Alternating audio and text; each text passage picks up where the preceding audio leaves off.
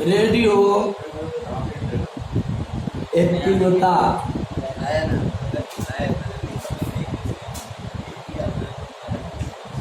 तथा नाभिकीय ऊर्जा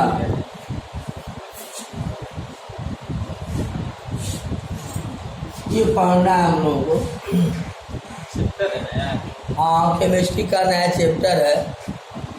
तो रेडियोएक्टिवता क्या है? ये 1886 ईस्वी में हेनरी बेकुरल ने खोज की है। इन्होंने देखी कि कुछ ऐसे पदार्थ होते हैं जो स्वतः उनके नाभिक से एक अदृश्य किरणें निकलती है। तो ऐसे पदार्थों को रेडियोएक्टिव पदार्थ कहते हैं और इस घटना को रेडियोएक्टिवता कहते हैं।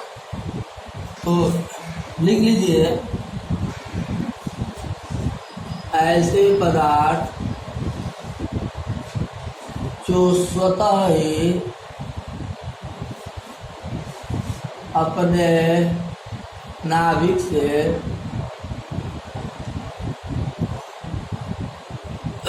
कुछ अदृश्य किरणों का स्वतः ही उत्सर्जन होता रहता है।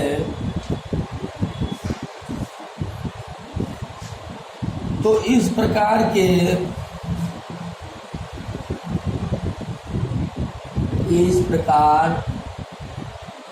पदार्थ को हम रेडियोएक्टिव पदार्थ तथा इस घटना को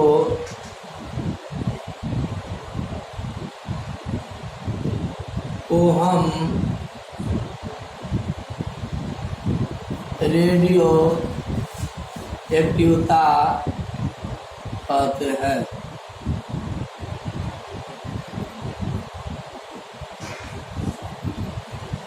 ठीक है ना? हेनरी बेकुरल जो है, सबसे पहले देखे कि एक रेडियोएक्टिव पदार्थ है और वो काले कागज में लपेटा गया है और उससे जो है कुछ समय बाद मतलब जिस कागज में लपेटा गया था वो काला पड़ गया। तो यहीं से हेनरी बेकुरल ने सोचना चालू किए कि इससे कुछ स्वतः किरणों का उत्सर्जन हो रहा है। उसके बारे में जब अध्ययन किए 1886 ईस्वी में हेनरी बेकुरल जी ने, तो उन्हें पता चला कि ऐसे पदार्थ जो स्वतः ही अपने नाभिक से कुछ अदृश्य किरणें का मतलब होता है alpha beta gamma. Alpha beta gamma का स्वतः ही उत्सर्जन उस पदार्थ में से होता रहता है। तो इस प्रकार के पदार्थ को हम रेडियोएक्टिव पदार्थ कहते हैं तथा इस प्रकार की घटना को हम रेडियोएक्टिवता कहते हैं। ठीक है, बात समझ में आया? तो अब ये जो अल्फा बीटा गामा है, ये ऐसे पदार्थों को, ये रेडियोएक्टिव पदार्थ है जो परमाणु क्रमांक 83 से ऊपर जो होता है वो सब रेडियोएक्टिव पदार्थ होता है। और रेडियोएक्टिव पदार्थ का जो न्यूट्रॉन और प्रोटॉन का जो अनुपात होता है 1.5 से जो अधिक होता है उसे रेडियोएक्टिव पदार्थ कहते हैं। ठीक है ना? परमाणु क्रमांक 83 से ऊपर वाला है, अर्थात जिसका न्यूट्रॉन और प्रोटॉन का अनुपात 1.5 से अधिक हो, तो ऐसे पदार्थों को हम रेडियोएक्टिव पदार्थ कहते हैं। और जब इस रेडियोएक्टिव पदार्थ को, जो रेडियोएक्टिव पदार्थ होता है, ये रेडियम, यूरेनियम, है ना, रेडियम, यूरेनियम, थोरियम, है ना, पोलोनियम, ये सब रेडियोएक्टिव पदार्थ होता है। तो इसमें जब इस रेडियोएक्टिव पदार्थ, मान लेते रेडियम है, रेडियम को चुंबकीय क्षेत्र में जब रखा जाता है तो अल्फा जो कण होते हैं वो बहुत ज़्यादा मुड़ते हैं।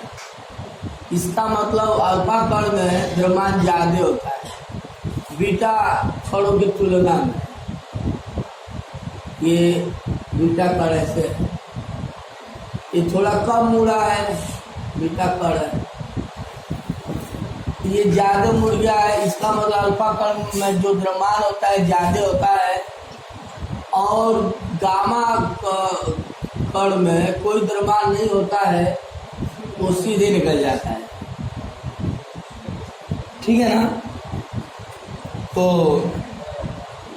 और भी एक बात है, जब अल्फा कण निकलता है तो उस रेडियोएक्टिव पदार्थ के परमाणु क्रमांक में 2 इकाई की कमी हो जाती है और परमाणु भार में 4 इकाई कमी हो जाती है। ये सब बेसिक कॉन्सेप्ट है, सभी को जानना चाहिए। इसे बाद में यूरेनियम 238 है, इसमें से एक अल्फा कण निकल गया सपोज है, तो ये बना लेगा कि 90 हो जाएगा, 90 थोरियम।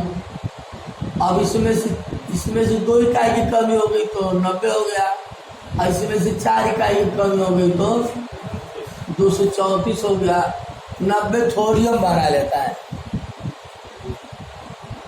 ठीक है। अब बस सीधे आप समझिए कि मान लेते हैं कोई रेडियोएक्टिव पदार्थ है और उसमें से अल्फा कण निकलता है, तो उसके परमाणु क्रमांक में, इसी परमाणु क्रमांक x है और ये परमाणु भार y है, तो सीधे सीधे अल्फा कण निकलेगा तो ये b बना लेगा x - 2 y - 4, ये हो जाएगा। अब मान लेते कोई रेडियोएक्टिव पदार्थ A है, परमाणु क्रमांक x है, परमाणु भार y है, बीटा कण निकलता है तब, तो उसमें जो बनता है 1 यूनिट की वृद्धि हो जाती है परमाणु क्रमांक में, और परमाणु भार में कोई चेंजिंग नहीं होता है। समझ रहा है ना। और जब गामा किरण है, कण नहीं है, क्योंकि वो सीधे जा रहा है, इसका मतलब उसमें कोई कण नहीं है। तो इस तरह से जो है आपने देखा कि अल्फा कण है, बीटा कण, गामा किरण है, गामा निकलता है तो कोई चेंजिंग नहीं होता है। ठीक है ना। तो अब तो इसमें जो है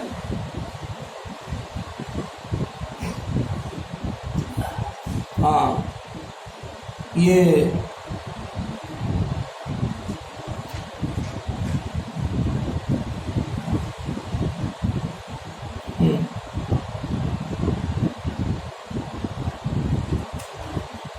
कुछ छोटा सा पॉइंट है, फिर इसको भी समझ लीजिए।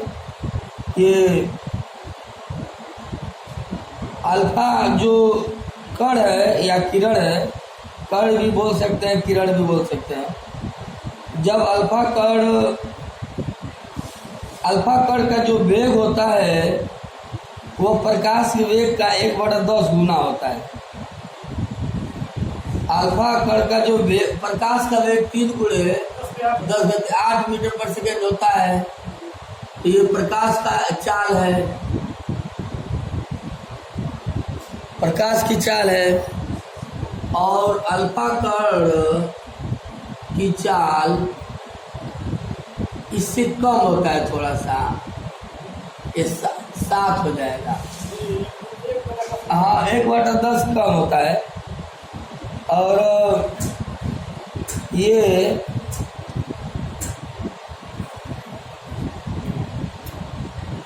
ठीक है ना, 21वें अल्फा कण 2 हीलियम 4 होता है। तो अर्थात अल्फा कण का जो द्रव्यमान होता है हाइड्रोजन परमाणु के द्रव्यमान से 4 गुना बड़ा होता है। हाइड्रोजन 1H1 होता है ना, तो इससे 4 गुना बड़ा होता है अल्फा कण का। अल्फा कण का द्रव्यमान जो होता है हाइड्रोजन परमाणु के द्रव्यमान से 4 गुना अधिक होता है। ठीक है ना। अब बीटा कण के बारे में थोड़ा सा। अल्फा कण जो होता है 10.1 मोल मिलीमीटर 10.1 मिलीमीटर एल्युमिनियम की चादर को भेज देती है। अल्फा कण जो होता है एल्युमिनियम की 10.1 मिलीमीटर चादर को पूरी तरह से भेदन क्षमता रखता है। और अल्फा कण का जो द्रव्यमान होता है 4 होता है, लेकिन वास्तविक द्रव्यमान के बारे में अगर बात किया जाए, अल्फा कण का वास्तविक द्रव्यमान 6.64 10⁻⁻14 ग्राम होता है। इसको याद कर लीजिए आप। ठीक है ना। 6.64 10⁻⁻14 ग्राम होता है अल्फा कण का द्रव्यमान। और ऐसे मोटे तौर पे पूछा जाए अल्फा कण का द्रव्यमान ये 4 होता है। हाँ, जिससे परमाणु क्रमांक होता है, परमाणु भार होता है, तो परमाणु भार जो है 4 होता है। और लेकिन अल्फा कण का अगर वास्तविक द्रव्यमान पूछा जाए तो 6.64 10⁻⁻14 ग्राम होता है। ठीक है ना, इतना बहुत है। बीटा कण के बारे में थोड़ा सा समझ लीजिए। बीटा कण के बारे में बताए ही हैं। और बीटा कण का जो वेग होता है, बीटा कण का जो वेग होता है, प्रकाश का वेग 3 × 10⁸ होता है ना, इसी का 9/10 गुना होता है। बस इतना याद कर लीजिए। बीटा कण का जो वेग होता है प्रकाश के वेग का 9/10 गुना होता है। और बीटा कण जो होता है अल्फा कण की तुलना में इसकी वेदन क्षमता अधिक होती है, क्योंकि इसका द्रव्यमान कम होता है। बीटा कण की तुलना में अल्फा कण का द्रव्यमान कम होता है। और जब द्रव्यमान कम होता है तो वेदन क्षमता ज़्यादा होता है। ठीक है ना। ये 10.2 मिलीमीटर एल्युमिनियम की चादर को पूरी तरह से वेदन क्षमता रखता है। ठीक है ना। और लोहे की चादर को 30 सेंटीमीटर, लोहे की चादर को 30 सेंटीमीटर मोटी, लोहे की मोटी चादर को 30 सेंटीमीटर वेदन क्षमता रखता है। यानी अल्फा कण की तुलना में इसका वेदन क्षमता ज़्यादा होता है। और सबसे अधिक वेदन क्षमता गामा कण का होता है, गामा किरण का होता है। कण नहीं बोलेंगे। ठीक है ना। तो समझ में आ गया बात। बेसिकली यही है। अब इसमें एक छोटी सी बात फिर से समझ लीजिए। सोडी अजान का नियम क्या है? सोडी अजान का नियम बहुत इम्पोर्टेंट है। ये बहुत कंपटीशन में पूछा जाता है। इन्होंने बताया कि जब किसी रेडियोएक्टिव पदार्थ से अल्फा कण जब निकलता है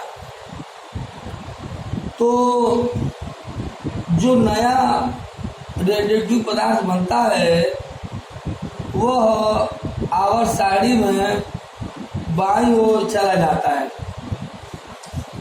आवर्त सारणी में 2 स्थान बाईं ओर, मान लेते यहाँ है, यहाँ पे है कोई रेडियोएक्टिव पदार्थ, मान ले रेडियम है, तो एक अब यहाँ हो जाएगा 2 स्तर बाएं चला जाता है आवर्त में। आवर्त ऐसे होता है ना, 1 2 1 2 3 4 5 6 7 है। तो 7 क्षैतिज खाने होते हैं, मेंडलीव जी ने बताए थे। तो उसमें एक जो 7 क्षैतिज खाने होते हैं, तो एक क्षैतिज खाने को हम लोग जो है आवर्त बोलते हैं। ये आवर्त 1 2 3 4 5 6 7 आवर्त होते हैं। छोटी फजान जी ने बताया है कि ये जब किसी रेडियोएक्टिव पदार्थ से अल्फा कण का उत्सर्जन होता है तो आवर्त सारणी में जो 2 स्थान बाईं ओर चला जाता है। आवर्त सारणी में, ठीक है ना, 2 स्थान बाईं ओर चला जाता है। अब इसको अच्छे से समझना है हम लोगों को। अब यहाँ पे बहुत डबल माइंड की स्थिति है। 2 स्थान आवर्त में जाता है कि 2 स्थान समूह में जाता है। आवर्त सारणी में मूल परमाणु से 2 स्थान बाईं ओर चला जाता है। हमको थोड़ा डाउट लग रहा है, 2 स्थान आवर्त सारणी में जाता है कि 2 स्थान समूह में जाता है। हाँ, वही मैं बता रहा हूँ आपको कि जब किसी कोई रेडियोएक्टिव पदार्थ से अल्फा कण निकलता है तो मुझे लगता है कि ये जो है 100% आप श्योर हो गए, ये ग्रुप में जाता है, समूह में। इसी मान लेते हैं कि वो यहाँ है, कुल 18 समूह होता है। पहले समूह ए था, समूह बी था, 2 वर्गों में बांटा गया था, लेकिन 2 वर्गों में अध्ययन करने में बहुत परेशानी होता था, इसलिए कुल 18 समूहों में बांट दिया गया है। लग रहा है 1 2 3 4 5 6 7 8 9 10 11 12 13 14 15 16 17 18 देख रहे हैं ना। तो ये 18 समूहों में बांटा गया है। मान लेते हैं कि वह रेडियोएक्टिव पदार्थ 18वें समूह का है और अल्फा कण निकल गया, तो अब वो कहाँ चला जाएगा? 6वें में चला जाएगा। 6वें ग्रुप में डिस्प्लेसमेंट हो जाएगा, 2 स्थान बाएं ओर चला जाएगा। ठीक है, अब मैं एकदम श्योर हूँ। सोडी फजान जी ने बताए थे कि कोई रेडियोएक्टिव पदार्थ है, अगर उसमें से अल्फा कण का उत्सर्जन हो जाता है तो वो ग्रुप 8 में यदि है तो अब ग्रुप 6 में चलाया जाएगा, 2 स्थान बाईं ओर चला जाता है, वो अभी ग्रुप में, समूह में। आवर्त ना समझ लेना आप लोग। अगर बीटा कण निकलता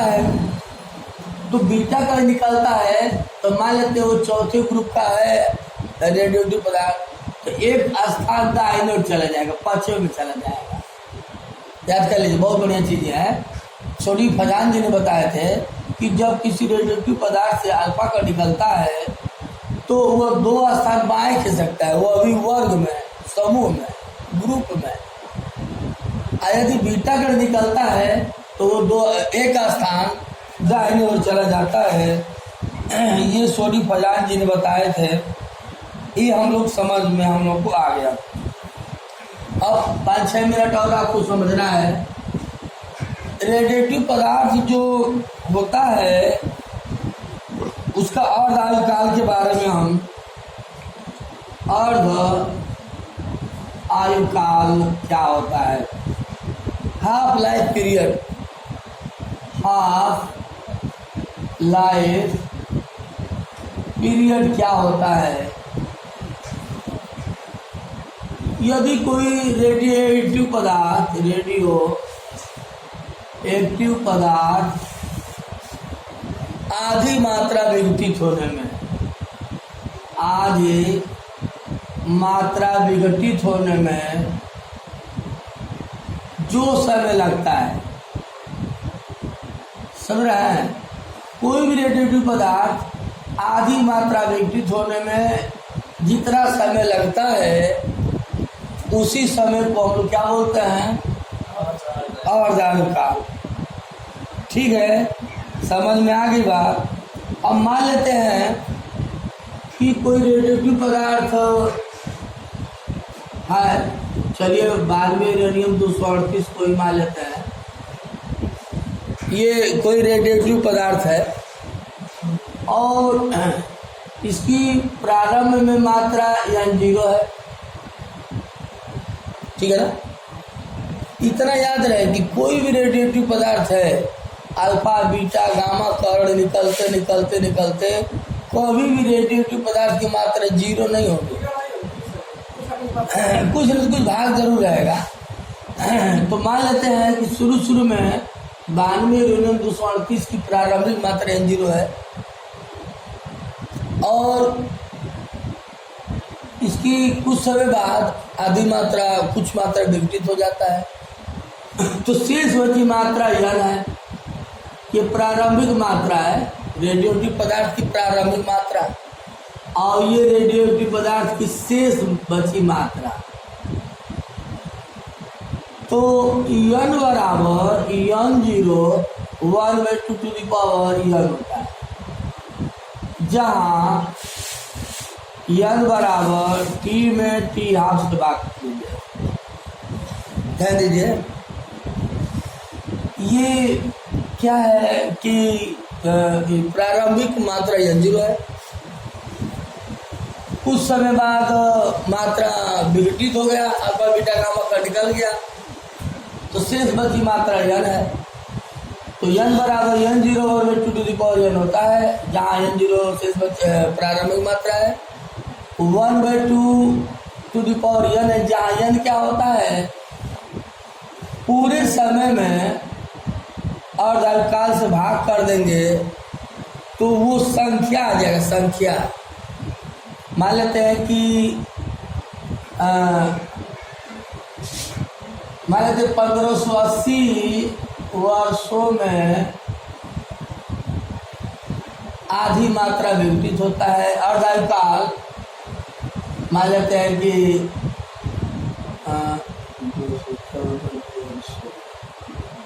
इतना वर्ष है। मान लेते हैं कि 1580 वर्ष में कोई रेडियोएक्टिव पदार्थ पूरी मात्रा क्षय हो जाती है, पूरा समय है, और काल है उसका 780। तो जब इस समय इससे भाग कर देंगे तो 1580 में 780 से भाग करेंगे,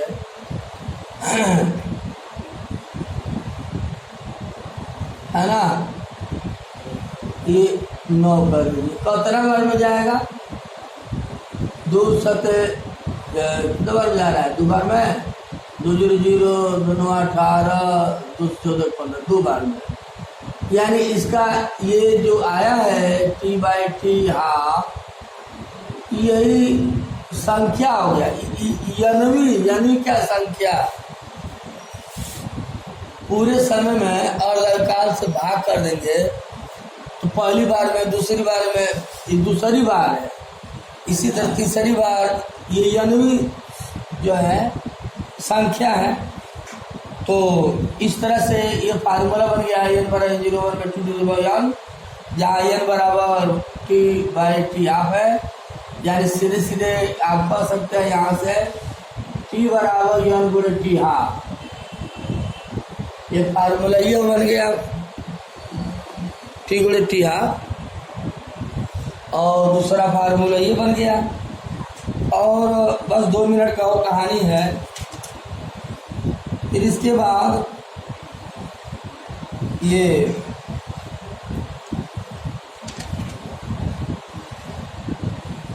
हाँ, एक और बात है, औसत काल के लिए भी फार्मूला है। औसत काल 1.4 में टी हाफ से जब भाग कर देंगे, नहीं गुणा कर देंगे, तो औसत काल आ जाएगा। ठीक है ना। ये अब जो है आप लोग परमाणु संरचना और रेडियोधुकता से संबंधित सारा काम करके आइएगा। जो आपको समझ में नहीं आएगा अब सोमवार को हम बताएंगे।